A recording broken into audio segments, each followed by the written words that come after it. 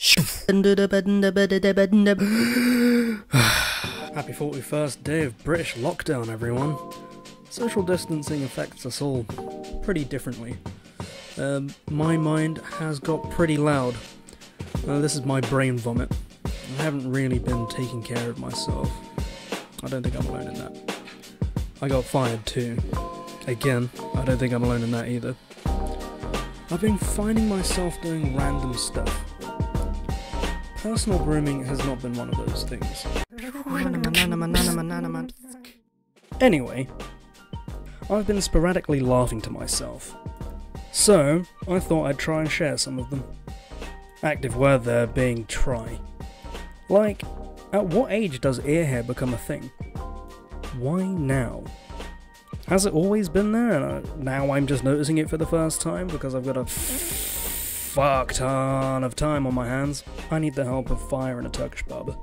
So, this has got me thinking, what the hell am I doing with my life? More to the point, what the hell are any of us doing with our lives?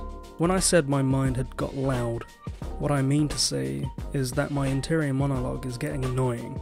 It's basically a broken record of self-doubt. I hear my inner child say things like, "Are you even good at anything?" And, "Why bother? You're only going to fail." I'm aware that my inner child sounds like an elderly gentleman. I told my therapist this, and he said it's because I'm an old soul. Though, sometimes my inner child is just making sounds like, oh.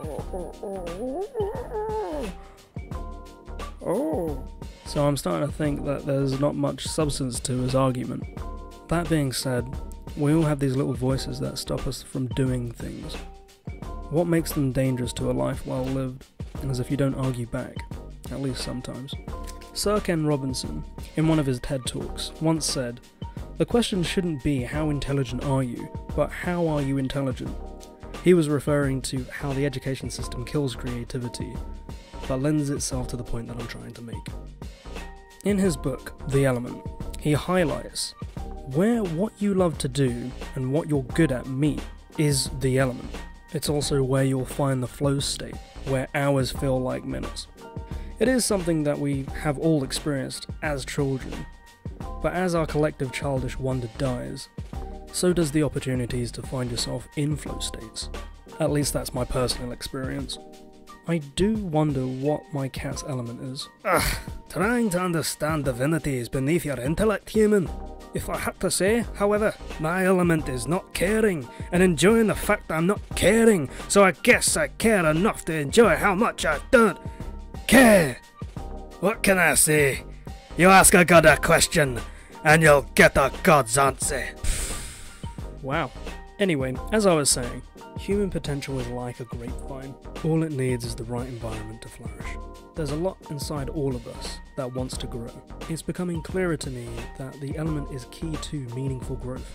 Did I just go outside? Do I need to wash my hands? I'm gonna go wash my hands. Unclean, so unclean, oh, so unclean. This is ridiculous. I need to go outside. The sound of flowing water has always calmed me. Normally, it's the sea, but seeing as I'm currently in South East London, Footscray Meadows will have to do. It's technically Kent, but London is an ever-growing cancerous lump of bureaucracy. It's like that film where the cities can move and run away from the predator that is London. Just in real life, the surrounding districts can't run away. I'm looking at you, North West Kent. I digress. If the flow of time is the River Cray, then this waterfall is the current bollocks that we're all experiencing. Commence haphazard and confusing visual metaphor. Time doesn't stop for anything. Things change, stuff happens, events begin, and events end. Some of the best things in history have happened as a direct consequence of the worst things. I mean, nothing comes to mind at the moment. I'm aware I could stop recording this and do a Google search for an example, but you have the technology, so fuck off. This doesn't have to be about the pandemic. The point still stands for any hardships in your life. Just in case you're wondering, these cute little bastards are western yellow wagtails. They migrate north to bump uglies and continue the circle of life. So, this is their hunting and mating ground. Just remember when you wake up to birdsong in the morning that you're listening to Bird Valhalla. Like the birds here, our species will react to the environment we find ourselves in. I mean, that's all history is. Humans reacting to shit thrown at them through the passage of time. I came across an article that suggested one of the potential cures for this plague, aka the "is there a reason why I should ever get dressed again" virus, is an RNA treatment. RNA is basically DNA's photocopier. Now this is vastly simplified, but I'm not pretending to be a doctor. Respect where respect is due, but fuck being in the health worker's position right now. More on that on another time. This potential RNA cure for the global slumber party we currently reside in could mean the cure for the common cold to cancer.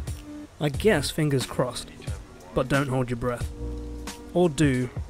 What is the government's advice again? Also, if we're still using the river as a visual metaphor, can we use the dog as the representation of the RNA cure? I'd like that. Let's fast forward to when this all blows over, and there is a little more stillness in the collective soul. Take a breath.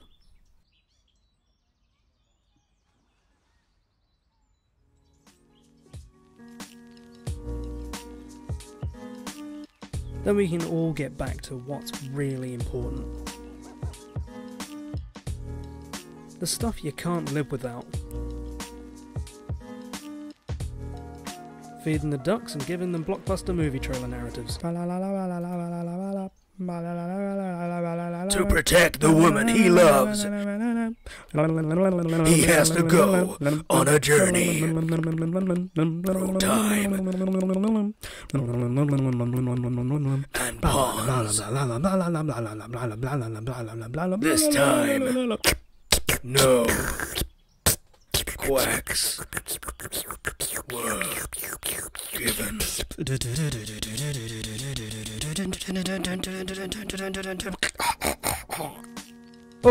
Oh wait, I got one. Like Samuel Pepys's diary surviving the Great Fire of London, to give us a snippet of history that would have been lost to time.